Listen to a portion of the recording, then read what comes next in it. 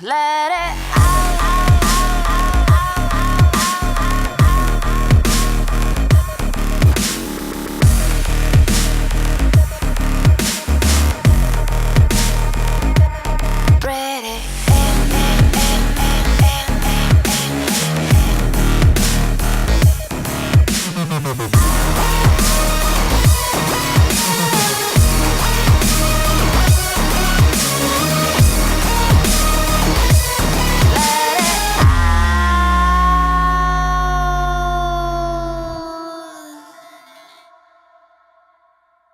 What is up, guys? Hey, before we get started, I don't see 30 people in here. So I don't think any of y'all want to go home with $50. So here's the deal.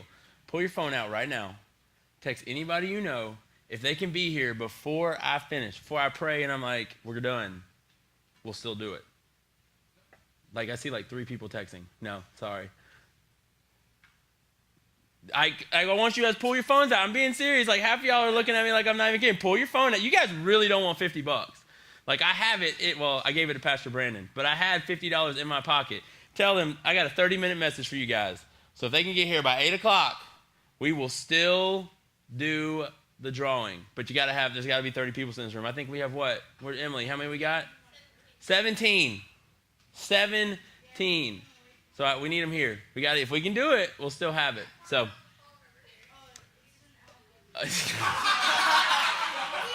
Why is he the only person calling? You guys all have a chance. Call. You have a chance. Call people right now. Tell them they got to be here. But hey, I'm pumped you guys are here. I'm going to let y'all talk. I'm going to let y'all call, text, whatever. I'm glad you guys are here. I'm excited for everybody that's watching at home by YouTube. Again, give it up. YouTube. How many of y'all have gone to the YouTube page? Me.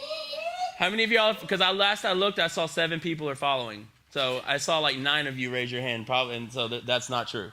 So let's be excited we get to watch. But before we start tonight, I told you guys every single week we're going to say our series phrase. Now, I've been saying it each week, and you guys should know it by now, but I'm going to throw it on the screen for you here in a minute. But our series phrase, I want you guys, somebody really calling somebody? That would be Yareth. Somebody's really calling somebody right now. That's fine. Call them. Get them here. Get them here by time. So, our series phrase, the whole point of it, that we... Parker is like seriously trying to he wants that money. He's the only one that wants that money. All right.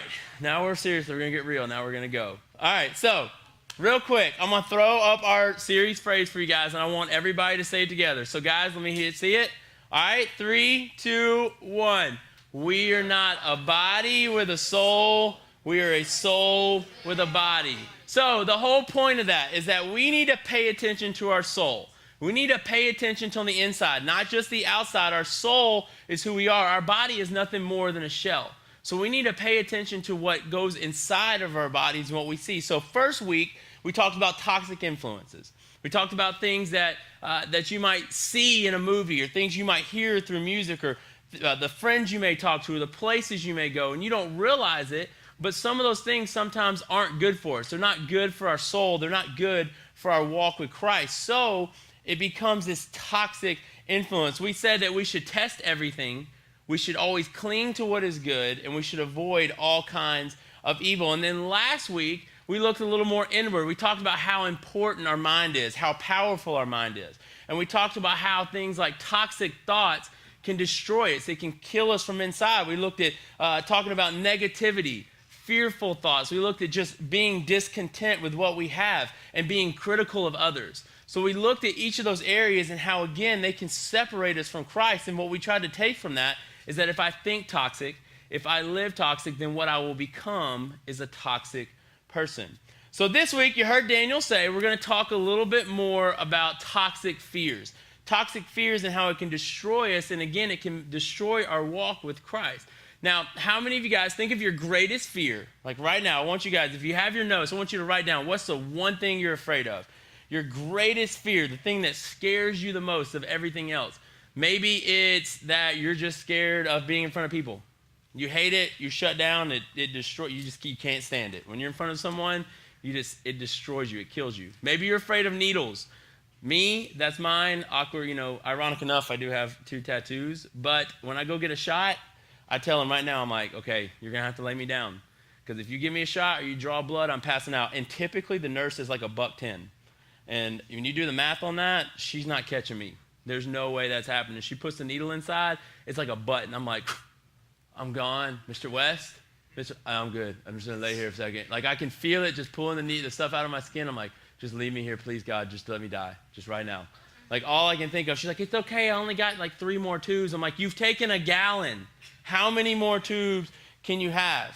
Maybe your fear, and it's a legitimate fear. I don't care what you say. Maybe you have a fear of snakes. It's a real fear, guys. I'm telling you. Snakes, I don't play. It does. No, they're not worms. They're snakes. If I see a snake, like I'm paralyzed. Like I'm telling you right now, if I see a snake, I will just shut down. I will lock up. I will probably wet myself in front of everybody. Everybody's like, oh, ha, it's so funny. It ain't funny. I'm telling you, snakes are no joke. Like it scares me to death. And some of you have heard about this mysterious video that I had. I've talked about it in a couple messages. Well, I found it, and I'm here to prove to you guys that I was a man. I was a beast. I took this snake head on, one-on-one, mano-a-mano, and I took this snake out. My wife wasn't home, so she couldn't help me do it. So I did it myself. I didn't care. I was getting ready to walk out the door, and there it was, just sitting there taunting me. So real quick, I'm going to show you guys this video so you can see that it was legitimately a massive snake. Okay, it may not look that big, but there's a snake. Oh, he's in strike mode. He's in strike mode. I think it's dead. When that snake tried to come in my home, into my castle, in my domain, no, sir. That thing tried to open the door. I'm telling you, did you not see it try to come in the door? I took it out, and then I left it there for when Emily got home. I was like, see what I did? And you guys can't tell from the video, but it's like this long, okay? It's kind of curled up a little bit, so it's like this, and it's curled up a few times, and then its head's right here, but I promise you, it had to at least been like 6 or 7 feet long. So it was long. I know it sounds like a fish story, but it scared me to death. I couldn't. But our fears, they paralyze us. And yes, it's funny. Pastor Adam's afraid of snakes. He's going to pee on himself. Ha. In all seriousness, when you see something, and most of you can relate. For me, it's fears. But some of you actually have fears that you know that it's the same thing for me as a snake. If you came face to face with it, you would be paralyzed. You wouldn't be able to move. You'd be scared to death. You'd be sweating bullets. You won't know what. You don't have any idea how to handle the situation. But a lot of times our fears that paralyze us, that shut us down, really they're nothing more than irrational. It's just something that our mind makes up. But our fear, when we have it, what we do is we feel like something's going to happen. Something bad's going to happen. I kept thinking that snake is going to eat me. I don't care how small it looked. I thought to myself, that thing is going to eat me. If y'all see Anaconda, that's what I'm talking about. Thing's going to eat me and spit me out when it doesn't want to eat me.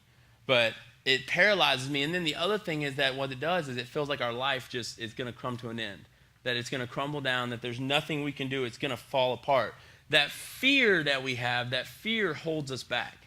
It holds us back from who God made us to be. It holds us back from the plans that he has for us. That fear, it just captivates and contains us and keeps us doing from the things that we want to do. Now, fear sometimes can be healthy. It doesn't always have to be a negative thing. It doesn't always have to be something that we're scared of. Fear can be healthy. Think about it. There's 3 things that probably everybody in this room's parents have taught them. First thing, don't touch the stove when it's hot. Second thing is don't play in the street and stay away from strangers. Stranger danger. Point them out when you see them, okay? But think about it. Think about those 3 things. Every one of you guys have been taught that at some point in your life. But that's a fear.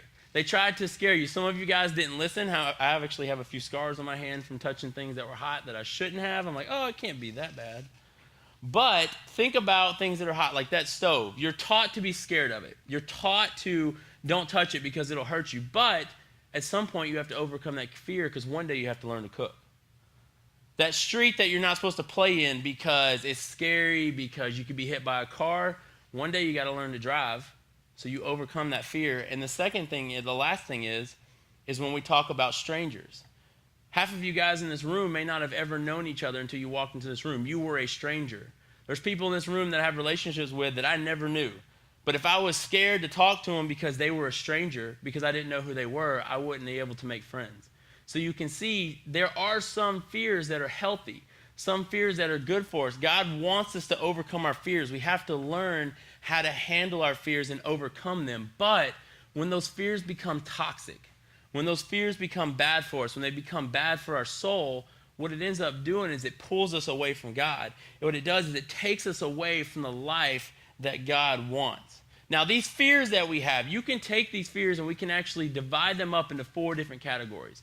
Now, some of these fears you're going to hear me explain. Some of y'all may have felt it today. Some of y'all may have felt it sometime this year. You may have felt it, years ago, and you haven't had it since then. But all these fears are things that you guys experience at some point in your life. And the first one that I have for you, the first fear that can just take us captive from God is the fear of loss. The fear of loss. Now, this fear of loss, it's a mindset that we get in. Maybe you're scared that one day you're going to lose your parents. Maybe you're scared one day that you're going to lose your friends. Or maybe you're one of those guys or girls that fears no matter what I'm going to do, I'm going to end up losing my boyfriend or girlfriend. What it does is you end up feeling like you lose control. You can't handle it. You have no control over losing those people. You have no control over losing what happens. Maybe it's not just personal. Maybe it's something that goes on with your life. Maybe you fear that you're going to lose a scholarship. Maybe you fear that you're going to lose the chance to go to a school or a college or somewhere where you want to go one day. It's all fears that we have, and what they do is they hold us captive. Now, think about it. You guys all know one day you're going to have to get a job. One day you're going to have families. One day you're going to have to support them. But what happens with a fear of loss, one thing can lead to the next, and it can take that away. Just think about your job. You're worried, like, if I do something wrong, I'm going to lose my job. If I lose my job, I'm going to lose the ability to support my family. I'm not going to have any money. I'm not going to be able to do that. If I lose my job, if I lose my money, I may lose my family. And it's so on and so forth. What ends up happening in our mind is when we worry about things that we're going to lose, it's just one thing after another. And it snowballs, and it makes you think, if I lose this, I'm going to lose this. If I lose that, I'm going to lose this. And it just keeps going on and keep going on. That fear of losing things, we fear the impact that it's going to make on our lives. We fear what it's going to end up doing to us in the long run. Now, that fear of loss, that can be toxic, but what that fear of loss, what it can lead into, losing things, it can make you feel like a failure, which is going to be our second fear that we have, is a fear of failure. When we have that fear of failure, it makes us not ever want to try new things. If I can't do it, if I can't succeed, if I can't be good at what I do, then why even try? Because I know I'm going to end up failing one day. I know I'm going to fail at school or fail at getting into the college I want to. I'm going to fail at a relationship. It leads us to that. It puts that thought of failure into our minds. And what it ends up doing is when you feel that you're going to fail and you don't get out and try new things, it holds you back from the plans that God has for you guys. When Brandon Matthews and I sat down and we looked at talking about Cultivate students, this is before it was even thought, before it was even around. We sat down and talked about what are we going to do. I remember word for word what we talked about, what we did. I remember sitting in that meeting and I thought to myself the whole time that he and I are talking, there's no way. I'll help out. I'll do whatever I can, but I can't lead. That's not me. There's no way. I don't have any idea how to create relationships with students. I don't know how to lead students to Christ. There is no way I know how to stand on a platform. And it's not going to happen because the moment I stand on a platform, I'm going to shut it down. I'm going to shut it down. I'm going to fall apart. I got to stand in front of people. It's not going to happen. And some of you guys saw that. If you were here for that very first transition, like 10 seconds into it, I just started praying. I don't know where it came from. I don't know what it was. All I know is I just started praying right away. But if we hadn't done that, if I hadn't given in to myself, if I hadn't given in to what I felt like God was telling me that I needed to do, none of you guys would be sitting here right now. None of you guys would know each other. None of you would be here at all. You might be off doing something else. You hear us tell you that. You may be somewhere else doing anything. You could be. If I hadn't taken that one step, if I had allowed the enemy to win over me and allow that failure that I was like, there's no way that I can succeed at that. There's no way that I can make the Cultivate name look good. It's not going to happen. then none of this would have happened because I allowed the enemy to win, and what it does is it would have kept me. God knew from day one that you guys would be sitting here tonight. He knew from day one that we would have a ministry at some point for students. And if I had given into that failure, we wouldn't have. So take failure. Think about it. If you knew right now, no matter what you did, no matter what it was, if you knew that you were never going to fail, what would you do? If you knew no matter what you would do, you would never fail. But why would you let that keep you from trying things? Why do you have to have that it's going to happen? You have to have that assurance. Why can't you just get out and try it? Maybe you want to play sports. Would it keep you from trying out for football, for basketball, wrestling, softball, all these different sports you have? Because you feel like you're gonna fail. Maybe you love singing. Maybe you love instruments. You love music. Would it keep you from trying out for a band, for district chorus, district band, any of that stuff? Would it keep you from it? Just because you worried, I'm going to fail. There's no way I'm going to ever do that. There's no way I can succeed at that. Guys, maybe you have that girl that you pass in the hallway every single day. And you have that girl that you're like, I'm going to talk to her one day. And you've been saying that since like the first day of school. You're like, I'm going to talk to her. And you're like that creepy guy. You're like, You're like creepily just walking past her, hey. But you're like, if I talk to her, she's going to say no. She's going to say no. Why wouldn't you just do it? Girls, this goes for you too. Maybe there's that guy that you're like, oh, he's so cute. I just want to talk to him. Man, I just want him to know I'm here. I sit behind him in math class every day. I lend him my pencil every day. I just want him to know I'm here. Why don't you talk to him? Why would you let the fear of failure mess with that? Why would you let the enemy win over that? Maybe you're supposed to talk to him. Don't let the fear of failure mess who you are, because what happens with failure, it's meant to make you feel inadequate. It's meant to make you feel unuseful. That's the whole point of fear, and that's exactly what the enemy wants. It wants you to feel useless. Because if you feel useless in life, if you feel like you're going to fail, you may feel like, I'm going to fail as a Christian. There's no way I can lead others to Christ. There's no way that I can provide an example for other people to live by. And what you're doing is, again, allowing the enemy to win. And God had a plan for your life. God had a plan for you to do something, but you gave in to failure. Now, sometimes that failure can come from rejection. That rejection, that's also our next fear, that fear of rejection. Now, when we think about rejection, sometimes we think about rejection in terms of relationship. I had a failed relationship, so it ends up being a failure. But when it comes to things like rejection actually hurts the worst of all these that we're looking at tonight, because rejection sometimes is so personal. Because we try so hard to succeed. We try so hard to be perfect at things, and sometimes we're rejected. Think about your parents. For instance, maybe you have your parents that have super high standards. Maybe they have things that you're supposed to get these grades. You're supposed to do this sport. You're supposed to be this part of the, of things in school. You're supposed to be part of this club. You're supposed to do all these things, but you don't. And you feel like no matter what, I don't fit up to their standards. And again, I feel like they're just going to reject me. And I feel like they're not going to want what they want from me because I don't live up to what they have. And then what ends up happening is when you just try to do it, whether you want it or not, you slip into this mind of, I just want to please them. I want to do whatever I can. Maybe it's not what you want. Maybe it's not what you want to do with your life, but all you do is please because you want to be accepted. You don't want that rejection. You want everyone to like us. You want everybody to accept you. Fears keep you from stepping out. That fear of rejection, it keeps you stepping out in so many different ways because you fear that you're going to fail. You fear that you're going to be rejected for trying something new. That fear can be toxic, and it has to be something that we can overcome. It has to be, because when you take all three of those fears, when you look at the fear of loss, the fear of rejection, when you look at the fear of failure, all three of those together, what it ends up leading to is the unknown.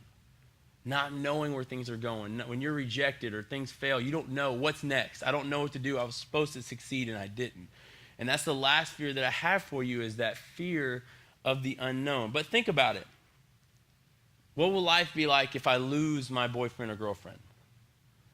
If I fail at what I want to do, am I going to be ridiculed? Am I going to take on more pain and hurt because people are going to make fun of me more? That rejection, if I feel like I'm rejected from whatever aspect in life you're trying to achieve, maybe you feel like there's no way I can escape this. I can't escape this pain that comes from it. It's so personal when I feel that way. 2 Timothy chapter 1, verse 7, what God says is God has given us the spirit of has not given us the spirit of fear and timidity, but of power, love, and self-discipline. Let me read that again for you so it's correct. God has not given us the spirit of fear and timidity, but of power, love, and self-discipline. So God tells you right here, I haven't made you to be fearful. I haven't made you to be timid. I've made you to be powerful. I've made you to be loving, and I've made you to have self-discipline over yourself. When you look at fear as a faith, sometimes people say fear is the opposite of faith. But I say sometimes it takes fear to have faith. But if you have faith in the wrong things, that's where the fear comes from. Fear is putting your faith in the monsters that you guys have in your mind. Those 4 different areas we looked at, putting your faith in those fears, putting your faith in those monsters, what that ends up doing is that it ends up destroying us when we should be putting our faith in God. Not in these fearful thoughts, not in these things that the enemy plants in our mind. Now, God's going to help us overcome these, but he's going to expect us to work at it. It's not something that's going to come easy. So what is fear anyways? When we look at the word fear, what is that when we mean that? Well, what I put in here is that placing fears in the what ifs instead of the God is. That's what fear is. That's when we spend our life looking at what if, not God is this. God is that. Let's look at an example of Moses. If you take Moses in the burning bush. Now this burning bush, it wasn't actually burning. It was made to look like it's burning. Now first and foremost, if you serve a God that makes a bush look like it's burning and it's not burning, that in upon itself is probably pretty cool or not. So if I had a God that like set a bush on fire for no, and it's not really burning, I would think to myself, I probably need to listen to what he's saying because he's probably trying to get my attention. But so God is telling Moses, God needs Moses to tell the Israelites about him, to tell who he is. But what ends up happening, instead of looking at when God talks to him and says, God is, he starts worrying about the what ifs. He starts getting nervous. He starts feeling like he's going to fail. He starts feeling like he's going to have rejection. And what it ends up doing is destroying the plans that God has for him. So let's look. In Exodus chapter 3, what it says is, Moses said to God, suppose I go to the Israelites and say to them, the God of your fathers has sent me to you. And they ask me, what is his name? Then what shall I tell them? So if you read that again, here's the what if. God, what if they ask me who you are? What if they ask me who you are? Moses immediately, think about it, he's sitting there talking to God. He's got a bush that looks like it's on fire when it's really not. He's face to face with him. And he's telling God, well, what if they don't believe me? What if they don't believe that when I say who you are, say that you're the God, the God Almighty, what if they don't listen to me? He's saying the what ifs, and he immediately puts all his fear into the what's if. He immediately starts thinking, I'm going to be rejected. Before he even tries, he starts feeling like he's going to be rejected by what they say. And here's what God says back to him. God says to Moses, I am who I am. Tell the people of Israel, I am sent you. Moses continues to ask, what if? God, what if? That's the second time. He immediately jumps to it again. God tells him, tell them I am who I am and they will believe you. But God, what if they don't? What if they don't listen to me? What if they ridicule me? What if they reject me and they send me off? When Moses puts all his faith in the what ifs instead of just immediately going, God is, he's already failed. He's already given into all these fears that he has. It really matters what we fear. It really takes a toll on us what we fear. And I've got a phrase for you that I found. Some of you guys may have seen me tweet this out this week. And what it says is, what your fear reveals what you value the most and where you trust God the least. What you fear shows what you value the most, and it shows where you trust God the least. So be honest with yourself. Where do you guys fear the most? Where do you trust God the least? Think about your fears right now. Think about what you guys are dealing with in school right now. Think about what is going on in your life, whether it's with your family, whether it's with your friends, whether it's through your own personal life yourself, whether it's through sports, whatever it is. What right now about your life do you fear? And have you put your trust in God on that? Or is it showing this is where I don't trust God? I don't give this to God. I don't allow God to take this from me. I'm consumed by myself, and I'm consumed by continuing to be fearful of these things.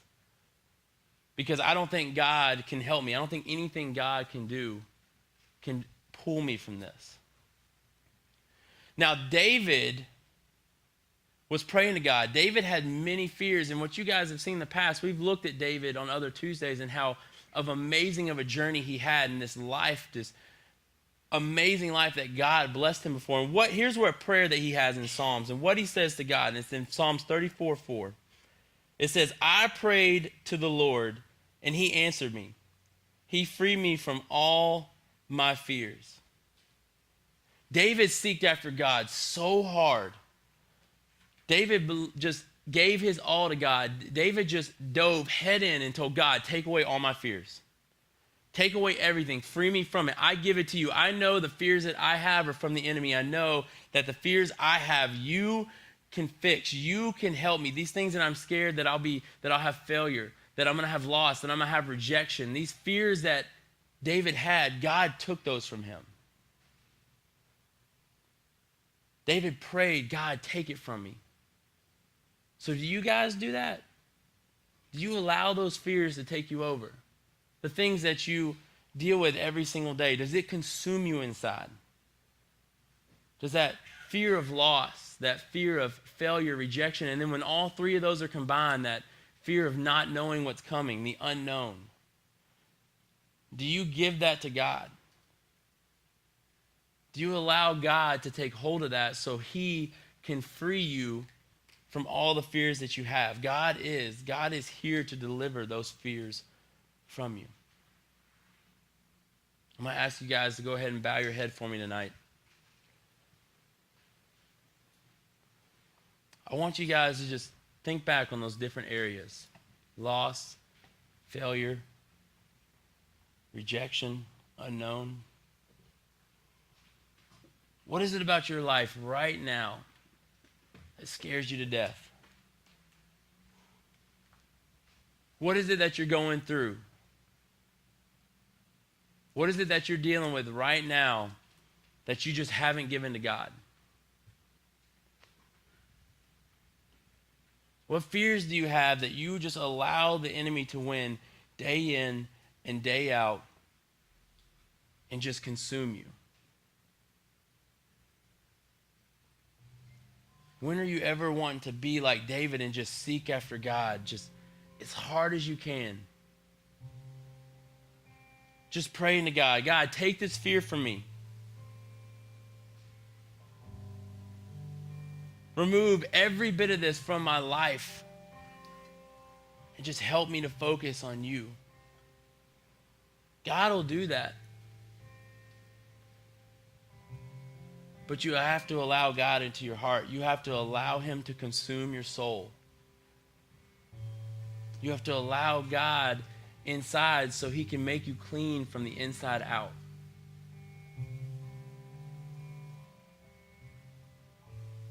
If you're here today and you know that you spend all your time giving into your fears, you spend all your time just worrying and stressing about all these things that go on in life, I want you guys just to raise your hand for me so I can pray for you this week. I see your hand. I see it.